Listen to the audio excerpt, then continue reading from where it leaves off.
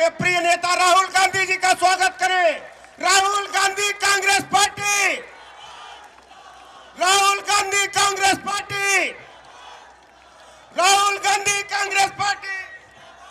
जिला अध्यक्ष राहुल गांधी जी का आगमन आज पुहाय में हो गया है। बैठ जाइए आप सब लोग। सबसे पहले मैं आप सबका यहाँ स्वागत करना चाहता हूँ।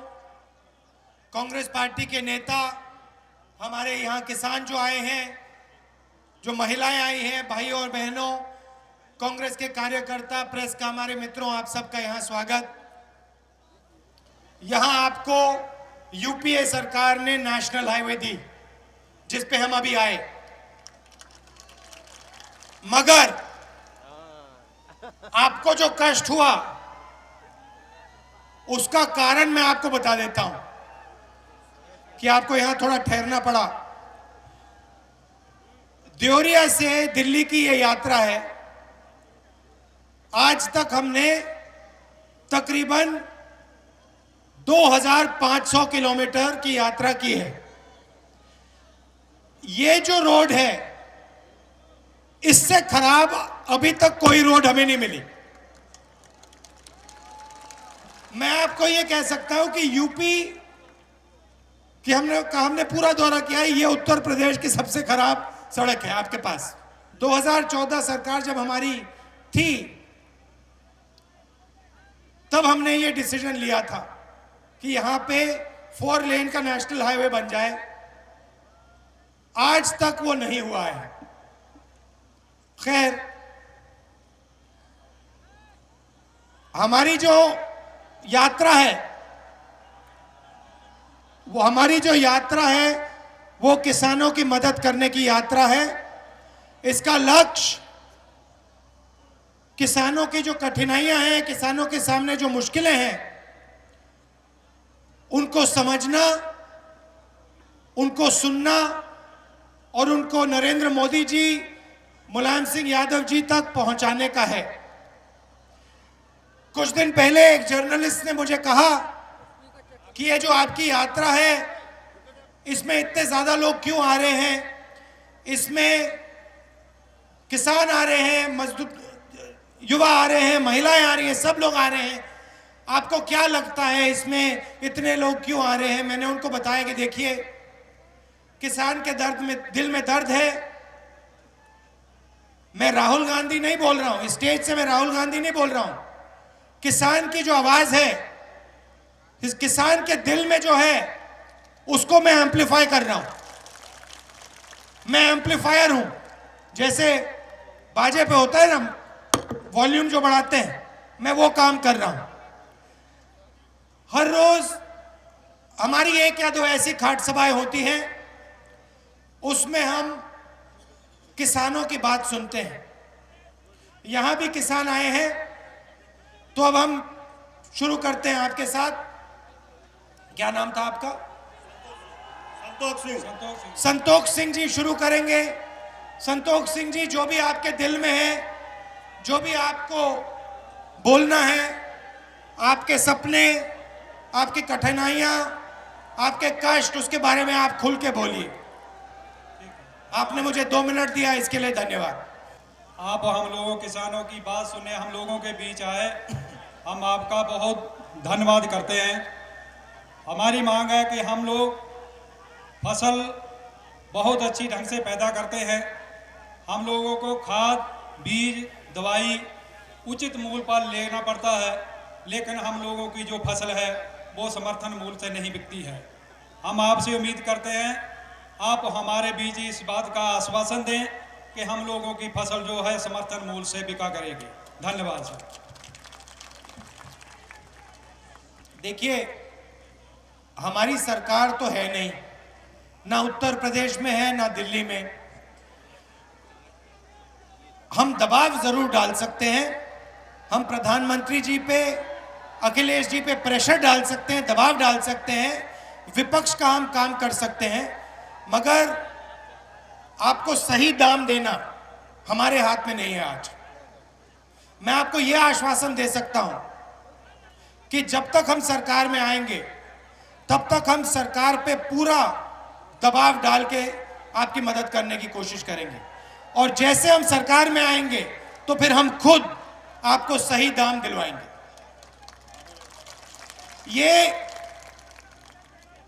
ये बहुत जरूरी बात उठाई है आपने।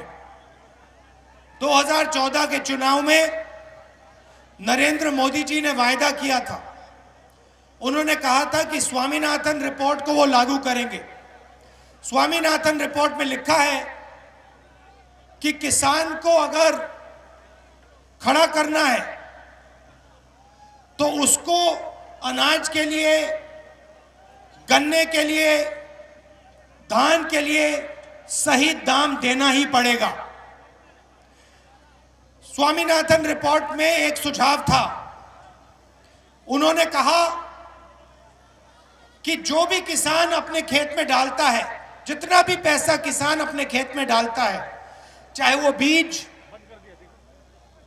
का हो, चाहे वो मजदूरी का हो, चाहे वो फर्टिलाइजर का हो, उससे 50% ज्यादा किसान को मिलना चाहिए। मोदी जी ने अपने भाषणों में कहा कि जैसे मैं प्रधानमंत्री बनूंगा वैसे मैं स्वामीनाथन रिपोर्ट को लागू करूंगा। 2.5 साल हो गए स्वामीनाथन रिपोर्ट को उन्होंने लागू नहीं किया। हमारी यात्रा की तीसरी मांग, स्वामीनाथन रिपोर्ट को आप लागू कीजिए और किसान को गन्ने के लिए, अनाज के लिए, ये धान के लिए, सब्जी के लिए, दाल के लिए आप सही दाम दिलवाइए।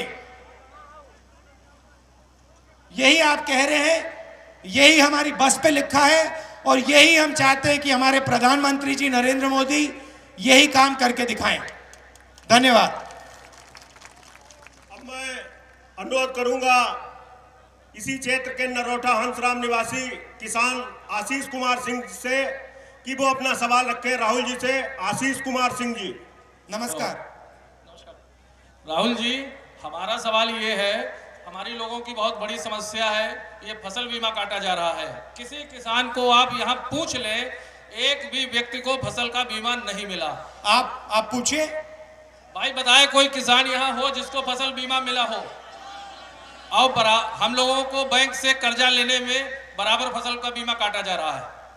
आप बीमा के लिए पैसा देते हो जी, अपने आप कट जा रहा है बैंक में। हाँ, वो कटता है, ऑटोमेटिक कटता है जी। और जब आपका नुकसान होता है तो फिर अफसर लोग कहते हैं कि आपका नुकसान हुआ ही नहीं जी। और उन्होंने ये 50% का लगा रखा है कि अगर 50% से ज्यादा नुकसान है तो फिर वो आपको बीमा मिलेगा, अगर कम नुकसान है तो आपको बीमा नहीं मिलेगा और किसी का ज्यादा होता ही नहीं जी। यही बात है ना? जी जी। और उसमें भ्रष्टाचार होता है, जिसका 60-70% होता है उसको कह देते हैं कि तुम्हारा 20-25% हुआ है। जी, यही बात है ना? बिल्कुल बिल्कुल सही बात है। हमारी समस्या है कि आप इसको जोरदारी से रखें, हम यही आपसे चाहते हैं। ठीक है, हम रखेंगे इसको, आपके लिए मैं पार्लियामेंट में स्वयं उठाऊंगा इसको। धन्यवाद धन्यवाद। मगर ये एक प्रकार का भ्रष्टाचार ही हुआ नहीं? जी जी। आप अपना पैसा डाल रहे हो और जो आपको मिलना चाहिए नहीं मिल रहा है, वो पैसा कहीं ना कहीं तो जा रहा होगा। बैंक वाले ऑटोमेटिक काट लेते हैं, सोसाइटी से हम लोग कर्जा लें उसमें अपने आप कट जाता है और किसी को भी, एक भी किसान को नहीं मिलता। मगर इसको आप भ्रष्टाचार ही कहेंगे? बिल्कुल। मगर आपके जो प्रधानमंत्री हैं उनका कहना है कि हिंदुस्तान से उन्होंने भ्रष्टाचार को मिटा दिया। उन्होंने कहा है, उन्होंने तो कहा था कि हम लागत मूल्य से ज्यादा किसान को देंगे, 50% ज्यादा, 50% ज्यादा देंगे। मिला?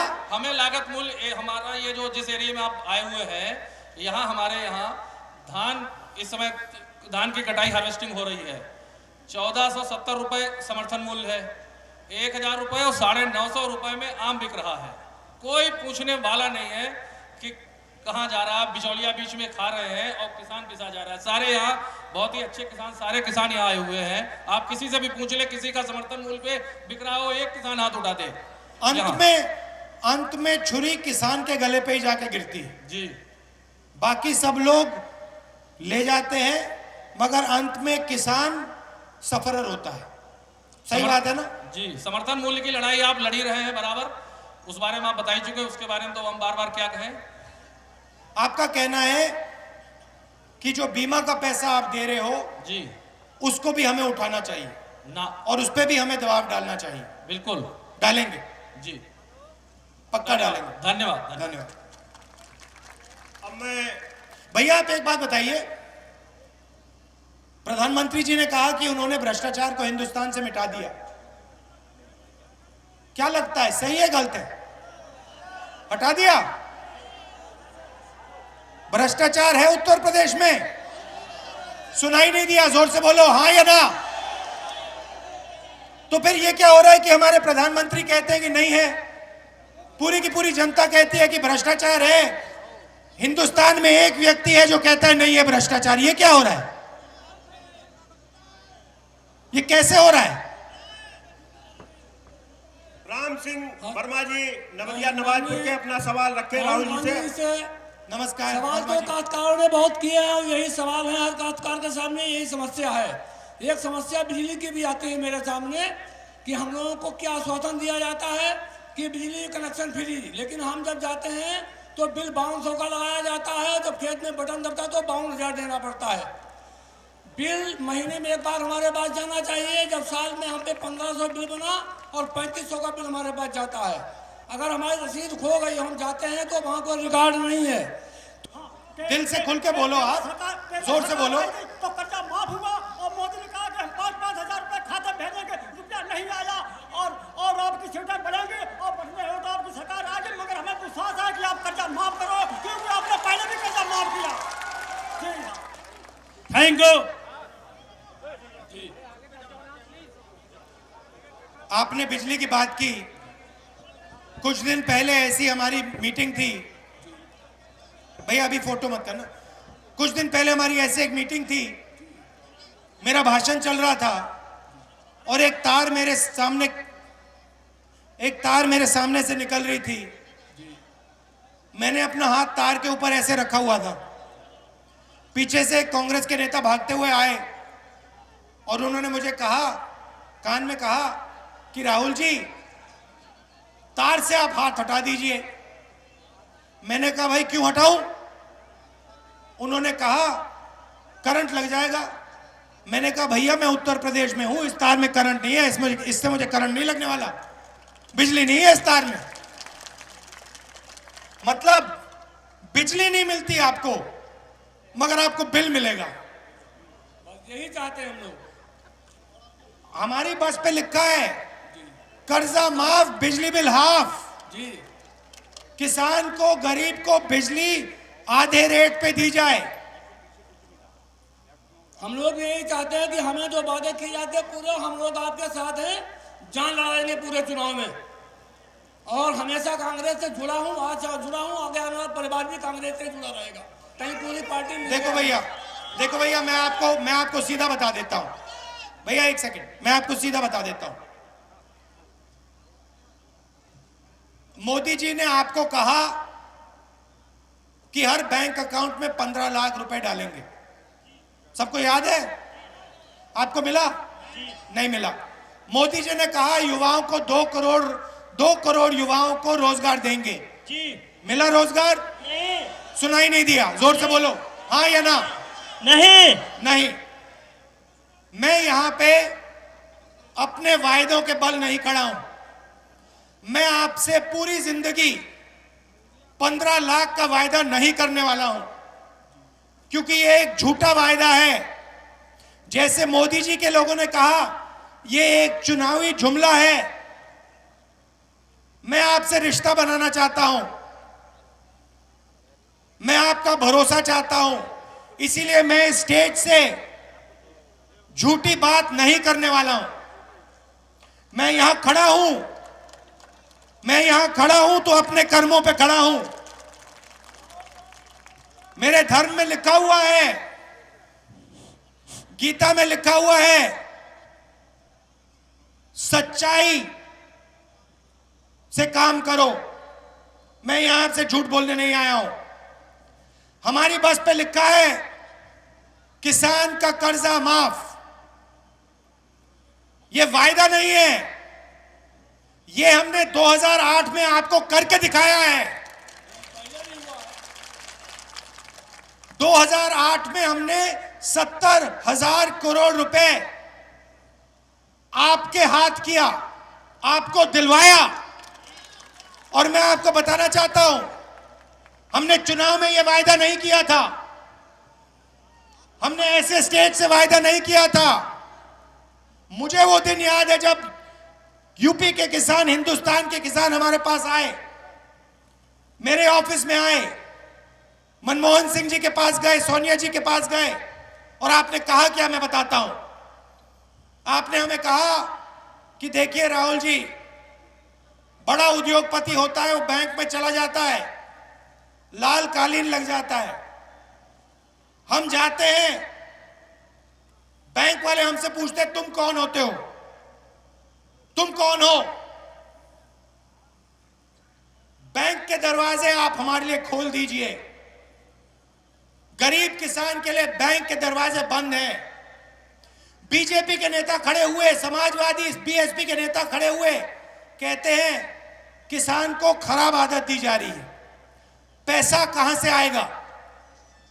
हमने कहा ठहर जाओ, हम दिखाते हैं पैसा कहां से आएगा। उस समय पेट्रोल के दाम $140 प्रति बैरल थे। हमने पैसा निकाल के आपको दिखा दिया, ये लो 70,000 करोड़ रुपए आप लो। जिंदाबाद जिंदाबाद। उसके बाद भट्टा परसौल से किसान मेरे पास आए, मेरे ऑफिस में डेलीगेशन आया, मुझे कहते हैं राहुल जी, हाथी हमारी जमीन खा गया। मैंने उनसे पूछा भैया ये कैसे हो सकता है, आमतौर से हाथी खेत में गन्ना खा जाता है, हाथी आपकी जमीन कैसे खा गया। वो मुझे कहते हैं मायावती जी ने हमारी जमीन हमसे छीन ली है। कंपनी वाले आए, मुझे वो दिन अभी भी याद है, एक महिला थी, वो मुझे कहती है राहुल जी, रो रही थी, मुझे कहती है राहुल जी मुझे तो मालूम भी नहीं था। एक दिन सुबह मैं अपने खेत में गई, वहां पे कंपनी वाले लोग खड़े, कहते हैं ये तुम्हारा नहीं है, ये मेरा है, ये हमारा है, तुम कौन हो, जाओ यहां से। मैं सीधा भट्टा परसौल गया, हमने आपकी लड़ाई लड़ी, लोकसभा में, राज्यसभा में कानून पास किया, और आज पूरे हिंदुस्तान में किसान से बिना पूछे उसकी जमीन नहीं छीनी जा सकती है, और किसान को मार्केट रेट से 4 गुना ज्यादा पैसा मिलता है। लाखों किसान को हमने करोड़पति बनाया है इस कानून से, और सबसे बड़ा भ्रष्टाचार हमने बंद किया। जमीन से बड़ा भ्रष्टाचार इस देश में कोई है ही नहीं, हमने उसको बंद किया। और वही व्यक्ति जो कहता है कि मैं भ्रष्टाचार से लड़ता हूं, उसी व्यक्ति ने 3 बार इस कानून को मारने की कोशिश की। 3 बार नरेंद्र मोदी जी पार्लियामेंट में ऑर्डिनेंस लाए, 3 बार उन्होंने हमारा काम, जो भट्टा परसौल का काम था, किसानों का काम था, उसको खत्म करने की कोशिश की। कांग्रेस पार्टी के सिपाही वहां पार्लियामेंट में खड़े रहे, हम पीछे नहीं हटे, आपकी रक्षा की, आपकी जमीन की, आपकी मां की रक्षा की हमने। इन कर्मों के बल पे मैं यहां आपके सामने खड़ा हूं, और मैं आपको यहां से बता रहा हूं, हमारी ना दिल्ली में सरकार है, ना यूपी में, हमारे पास आपकी आवाज है। आपके दिल के अंदर जो है वो हमारे दिल के अंदर है। और मैं आपको बता रहा हूं, अगर आप खड़े हो गए, जैसे आज शाम को आप यहां आए, अगर आप खड़े हो गए, अगर आप इस यात्रा के पीछे खड़े हो गए, हिंदुस्तान में क्या, इस दुनिया में कोई ऐसी शक्ति नहीं है जो आपको कर्जा माफ नहीं करवाने देगी। आप अपनी शक्ति को पहचानो। आप दिन भर काम करते हो, खेत में काम करते हो, मगर मेरी आपसे एक शिकायत है, आप अपनी शक्ति को नहीं समझते, आप अपनी शक्ति को नहीं पहचानते हो। जिस दिन हिंदुस्तान का किसान एक साथ खड़ा हो गया और जिस दिन उसने कह दिया मोदी जी कर्जा माफ, बिजली बिल हाफ और सही दाम हमें मिलना चाहिए, उस दिन नरेंद्र मोदी जी पेन लेंगे और साइन कर देंगे, भैया इनको कर्जा माफ करो, इनको बिजली बिल हाफ करो, इनको सही दाम दो। ये आपके ऊपर है, हमारे ऊपर है। अगर मोदी जी इस काम को नहीं करेंगे, अगर अखिलेश जी इस काम को नहीं करेंगे, तो मैं स्टेज से आपको बता रहा हूं कि कांग्रेस पार्टी के लोग सरकार के आने के 10 दिन के अंदर यह काम करके हम दिखा देंगे। रविंदर सिंह जी, हेलो हाँ जी। अपना सुझाव आप दीजिए। राहुल जी को अगर अपना कोई सुझाव देना चाहते हैं, राहुल जी आपकी बात सुनना चाहते हैं, बताइए राजेंद्र जी। सबसे पहले राहुल जी आपको नमस्कार। सर हमारे यहाँ एक छोटी सी माचिस भी बनती है, उसमें भी MRP 50 पैसे लिखी होती है। तो सर जो समर्थन मूल्य तय किया जाता है उसका जो रेट होता है वो किसानों के पूछ के तय क्यों नहीं किया जाता है?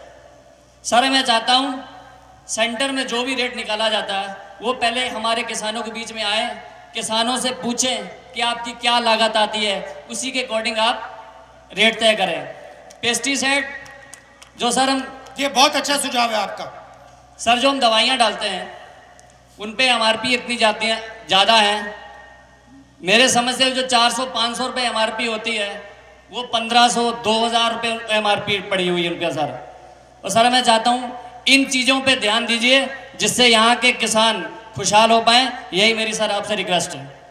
आपकी बात से सहमत हूं कि किसान को सही प्राइस, सही मूल्य मिलना चाहिए और उसमें उसकी भी आवाज होनी चाहिए। सरदार गुरदयाल सिंह जी, आप भी कोई राहुल जी को सुझाव देना चाहते हो, अपना सुझाव दीजिए। कहाँ है गुरदयाल सिंह जी? नमस्कार गुरदयाल सिंह जी। सर सवाल यही है किसानों का कि जो समर्थन मूल्य किसानों को मिलता नहीं है, कि 1480 रुपये तो रेट सरकार ने तय कर दिया है और लेकिन मिलता बिचौलियों के पास 800-900 रुपया है, लेकिन मजबूरी में बेचना पड़ता है कि सरकारी खरीद होती नहीं है। ठीक है, ये हमारी मांगों में से एक मांग है। दबाव डालेंगे मोदी जी पे, अखिलेश जी पे, और इसको हम आपकी मदद करने की कोशिश करेंगे। आपके बच्चे कितने हैं? बच्चे कितने हैं आपके? क्या बच्चे आपके कितने बच्चे हैं? कितने हैं? 4। क्या करते हैं? खेती करते हैं। आयु क्या है? खेती करते हैं। और एज क्या है उनकी? आयु क्या है? हाँ जी, आयु क्या है उनकी? उम्र क्या कितने है? साल उम्र? के हैं? 50 साल 50। आपकी 50 और उनकी कितने साल की है? बड़े की 24 है, छोटे की 22 है, 2 बेटी हैं। सिर्फ खेती करते हैं, कुछ और भी करते हैं? 2। और कुछ करते हैं, सिर्फ खेती करते खाली खेती करते हैं। हैं? ठीक है, धन्यवाद। अजायब सिंह जी, सरदार अजायब सिंह जी, आप कोई सुझाव देना चाहते हो राहुल जी को, तो आप भी नमस्कार। अपना सुझाव दीजिए।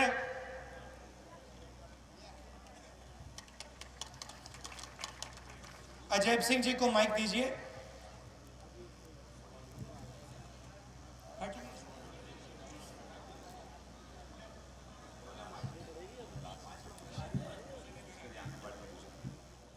बोले सोनिहाल। सत श्री अकाल। मैं भाई साहब से रिक्वेस्ट करता हूं कि हमारे जनपद में आने का बहुत बहुत धन्यवाद, कोट कोट धन्यवाद। हमारी बहुत सी जन समस्या है, लेकिन काश्तकारों की लाखों समस्या है, कोई सुझाव नहीं है इसका। आपके सयाहपुर में देसी गाय, बगैर दूध के जानवर जो है आवारा छुटे हुए हैं, करीब लाखों की तादाद से काश्तकारों की फसलों को नष्ट करते हैं। और या तो आप राहुल जी से मेरी हाथ जोड़ के बेनती है कि या तो इसे कुछ सुझाव दें और या मोदी जी के घर में बांध दिया जाए। हाँ जी, बहुत बहुत धन्यवाद। बोले सोनिहाल। सत श्री अकाल। ये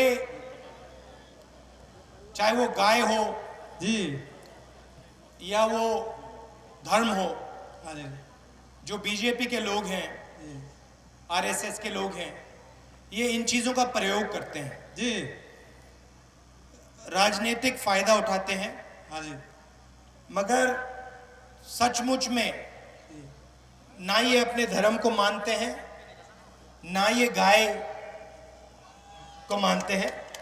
ये इनके लिए ये दलाल हैं। 2000 किलोमीटर 2500 किलोमीटर हम चले हैं। पूरे रास्ते पे हर रोज हजारों गाय मिलेंगी। मोदी जी ने कहा था, गाय की बात उठाई थी, जब गाय ट्रक के नीचे आती है, जब गाय बस के नीचे आती है, जब मरती है, तो ये आरएसएस के लोग, बीजेपी के लोग कहां होते हैं, कहां दिखाई देते हैं? सही बात है ना? तो ये उनके लिए सिर्फ चुनावी नारा है, इसका ये फायदा उठाते हैं। इनको ना धर्म से ना गाय से प्यार है, ये सच्चाई है। मगर अगर यहाँ सरकार आएगी तो कोई ना कोई इसको ठीक करने का तरीका हम निकालने की कोशिश करेंगे। जय हिंद, जय भारत, जय हिंद, जय भारत। विमलेश गुप्ता जी को अपना सुझाव राहुल जी को, आखिरी है, विमलेश गुप्ता जी को अपना सुझाव राहुल जी को देना चाह रहे हैं। बहुत जल्दी अपना सुझाव दे दीजिए, क्योंकि राहुल जी के आगे भी कार्यक्रम है और बहुत व्यस्त कार्यक्रम है। विमलेश गुप्ता जी। हेलो, नमस्कार गुप्ता जी। आपका शहीदों की सरजमी पर हार्दिक स्वागत है, वंदन है, अभिनंदन है।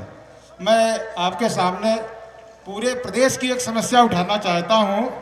आज उत्तर प्रदेश के अंदर प्रदेश की जनता को 12 साल से राशन कार्ड नहीं मिला है। जनता कम से कम 10-10 बार ऑनलाइन करा चुकी है, 10-10 बार 100-100 रुपये खर्च कर चुकी है।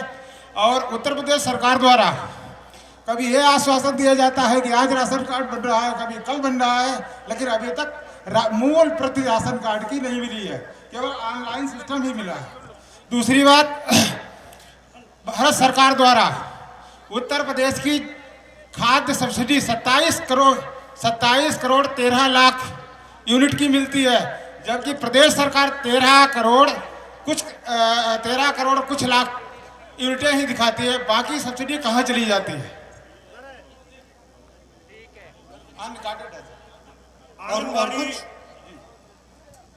और कुछ कहना चाहते हैं? इतने बस। आंगनबाड़ी की कुछ कार्यकर्तियां राहुल जी आपको। एक मिनट में इनका जवाब दे देता हूं, सवाल नहीं है।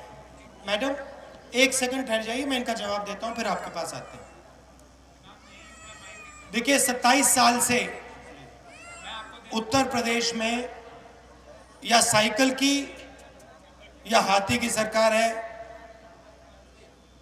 कमल के बारे में तो मतलब कुछ कहना ही नहीं है। ये जो सरकारें हैं, ये चुने हुए लोगों के लिए काम करती हैं। अगर आप बीएसपी को देखें तो बीएसपी में 5-6 लोगों को सबसे ज्यादा फायदा तो एक व्यक्ति को होता है, मायावती जी को होता है। हाथी पूरे प्रदेश को लूटता है और पूरा का पूरा पैसा मायावती जी के हाथ में जाता है। टिकट बिकते हैं। अब आप अगर टिकट बेचोगे तो जो आपका एमएलए बनेगा वो करेगा क्या? भ्रष्टाचार ही करेगा। उसके बाद आपने साइकिल चुनी, युवा नेता को आपने ऊपर बैठाया, युवा नेता ने पेडल मारना शुरू किया।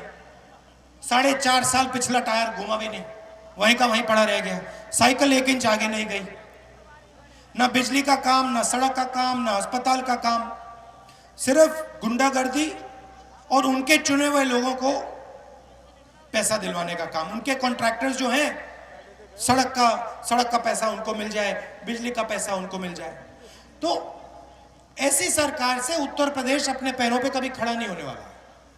उत्तर प्रदेश जब ही खड़ा होगा जब पूरे उत्तर प्रदेश की सरकार बनेगी, जब उत्तर प्रदेश के किसान को लगेगा, मजदूर को लगेगा, युवा को लगेगा कि भाई देखो हमारी सरकार बनी है, ये सरकार हमारे लिए शिक्षा का काम करती है, सड़क का काम करती है, अस्पताल का काम करती है, रोजगार का काम करती है, तब ये प्रदेश जाके आगे बढ़ेगा। ऐसी सरकार आपको सिर्फ कांग्रेस पार्टी दे सकती है। क्योंकि कांग्रेस पार्टी सबका काम करती है, कांग्रेस पार्टी सबकी है और सबकी आवाज कांग्रेस पार्टी सुनती है।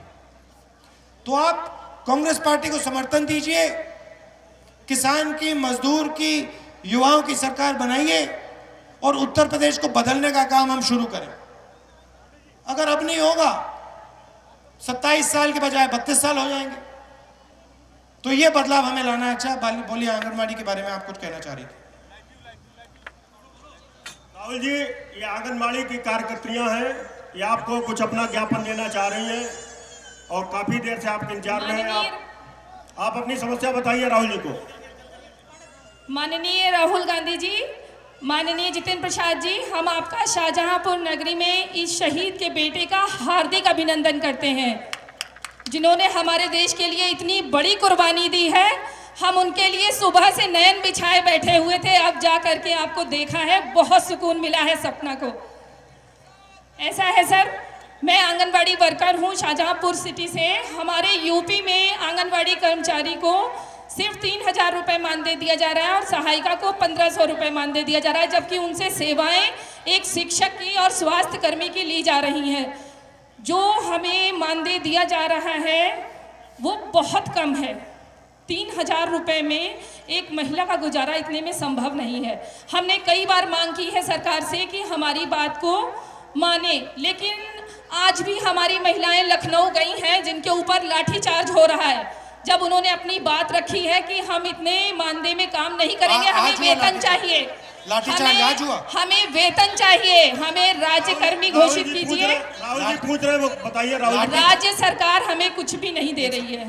लाठीचार्ज आज हुआ? लाठीचार्ज आज हुआ है हमारी महिलाओं पे, ईटीवी चैनल में और कई चैनल्स में दिखाया जा रहा है। कितनी महिलाएं थी वहाँ? हमारी शाहजहांपुर से तो करीब 800 से ऊपर महिलाएं गई हैं, बाकी जिलों से भी महिलाएं आई हैं जिनके ऊपर भारी लाठीचार्ज हुआ है।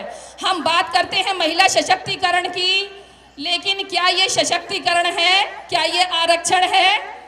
क्या ये अहिंसा है? एक महिला के ऊपर इस तरीके से अत्याचार करना, क्या ये ठीक है? हम बात करते हैं कि हम महिलाओं का सम्मान करते हैं, लेकिन हमने किस तरीके से महिलाओं के ऊपर ये हिंसा का प्रयोग किया है, क्या ये ठीक है? मैं जवाब दूं आपको? जी।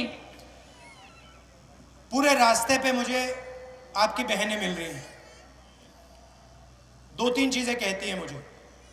कहती हैं कि आंगनवाड़ी की शुरुआत इंदिरा गांधी जी ने की जी, मनमोहन सिंह जी की सरकार ने आपका पैसा बढ़ाया और नरेंद्र मोदी जी, अखिलेश यादव जी आपकी बात सुन नहीं रहे हैं। नहीं सुन रहे सर। जैसे ही हमारी ये यात्रा खत्म होगी जी, लोकसभा जब चालू होगा, मैं स्वयं आपकी बात लोकसभा में आपके लिए उठाऊंगा। थैंक यू सर, आपका बहुत बहुत धन्यवाद। और मेरी पूरी कोशिश होगी कि सरकार, यूपी की सरकार, हिंदुस्तान की सरकार आपकी मदद करे। Thank you sir. ठीक है, आप घबराइए मत, आप देश की। हाँ बोलिए।